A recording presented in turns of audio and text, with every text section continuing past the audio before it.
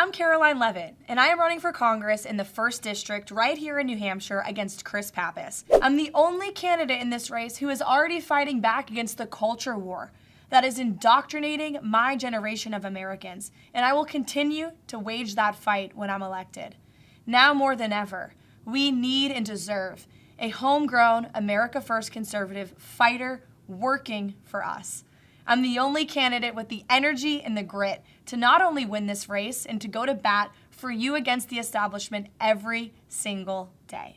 By now, we're all familiar with Caroline Levitt, our fearless White House press secretary and the staunchest and most righteous defender of her president, Donald Trump. But skeletons from her former life may be coming back to haunt her. And I saw it firsthand in the press office when we fought hard against the very, very biased media that was attacking him every single day, that was attacking all of us in this room for believing in his agenda. And quite literally, it felt like we were going to war every single day against their attacks, against their slanderous lies. They were censoring and silencing negative stories about our opposition, and they were pushing propaganda against our president. I saw it firsthand. It was election interference, and it's one of the many reasons I felt compelled to stand up and to fight against that, because if we don't, we are going to be left with a country, half of a country, right, that is totally and completely indoctrinated and brainwashed by the left. Back in 2022, before she was nationally known and recognized,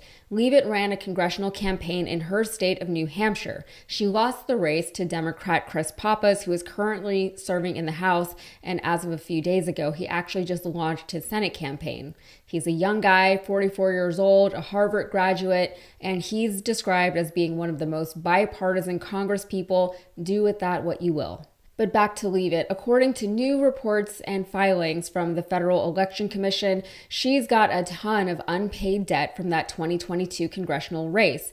$325,000 worth of unpaid debt, to be exact. Where that money came from and where it all went is all a little bit murky. Most of it was supposed to be refunded to the donors because they donated amounts that were above the legal limit. But so far, that money has not been repaid. Now, with Levitt's new position as Trump's press secretary, fundraising to pay off that debt could constitute a conflict of interest. This story was first broken earlier this year by notus.org, so here are the details. In January, Levitt's campaign filings revealed campaign debt that went unreported for years. Of the roughly $325,000 worth of unpaid debt, roughly $200,000 of it is owed to donors who exceeded the legal donation limit. Typically, when campaigns take in excessive contributions, they're supposed to refund them within 60 days of receiving them. However, it's been several years since these contributions were accepted by Levitt's campaign. An attorney familiar with the campaign had this to say about the debt and delayed filing in a statement. They said an FEC inquiry was prompted by one double filing and the employee involved was dismissed. These amendments were made at the FEC's instructions following careful post-election review of the campaign's fundraising records and involved no acts, errors, or omissions of the candidate. He added, Axe Capital is working with the FEC to address outstanding issues, none of which directly involve the candidate, and the candidate is never personally responsible for the committee's reimbursements. Well, we'll see about that. In September of last year, Levitt's campaign had only reported around $100,000 in debt. The amended filing more than tripled that amount. But this amendment was a long time coming, and it's not as if Levitt's campaign wasn't actually aware of the fact that they were taking in excessive, illegal donation amounts and not refunding them. They had been made aware back in 2022 when a campaign finance group called End Citizens United made a complaint about Levitt's campaign to the FEC. A spokesperson said that these amended filings prove that the original End Citizens United complaint was correct, also stating of Levitt, she took excessive contributions, which is against the law, and is just now reporting them 2 years later. She ignored this violation until it became politically inconvenient, only addressing it because she's in the public eye and under greater scrutiny.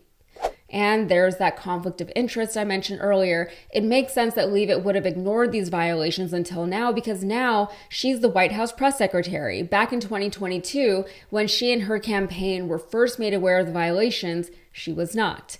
But that doesn't mean the debt just disappeared. If pursued, the campaign could be forced to not only pay off the debt, but also to pay potentially tens of thousands of dollars worth of fines for violating campaign finance law. That could be a problem, though, because as of the amended filing, the campaign only had about $8,000 in cash on hand, meaning the campaign spent all of the money that it took in illegally somewhere. To pay off the debt, Leit could just pay it out of her own money. She earns around $180,000 in salary in her new position as the White House press secretary, but her husband's business is reportedly worth millions of dollars. Alternatively, she could fundraise the money, which could be unethical given her now elevated position. According to End Citizens United, she still needs to raise money to refund these contributions, potentially opening the door for wealthy donors and corporate special interests to curry favor with her, the administration, or the president. Claire Heddles, the Not Us reporter who originally broke this story, also commented on the ethics surrounding the debt. She said that one of the big questions surrounding this case is how much did Leit know about the debt her campaign was incurring. But also, she says the bigger question is how she's going to pay it back. Under FEC rules, she's the only individual that can pay this $325,000 of debt sort of directly. If anyone else wanted to pay it, they could only contribute within campaign finance limits. So she would need dozens of donors to be able to pay that back if she wanted to take donations to pay back the debt. And sort of what ethics experts say is that in her new role, being so close to the president, if she were to fundraise, it would raise a lot of ethical questions around why people are giving her money and sort of what access they're expecting from that. Birds of a feather, tale as old as time. She raised the money illegally in the first place, then spent it, and now has a pretty strong excuse against refundraising now to repay the debt, to repay the money that she already spent. She should be made to repay the debt as well as any fine she will have incurred by now out of her own pocket, but we'll just have to see how firmly the SEC will hold her accountable for violating these campaign finance laws. Meanwhile, as Leit's personal brand and notoriety grows and becomes more public, she's potentially becoming further insulated and protected from the consequences of her former discretions. She's surrounded by people who are pros at not paying their bills or paying off their debt. I don't know how, but I think it's safe to say that Leit probably will just get away with stealing hundreds of thousands of dollars, but maybe I'm wrong. I hope I'm wrong. Time will tell. All right, that's it for me. If you got anything out of this, please like the video and subscribe to the channel for more.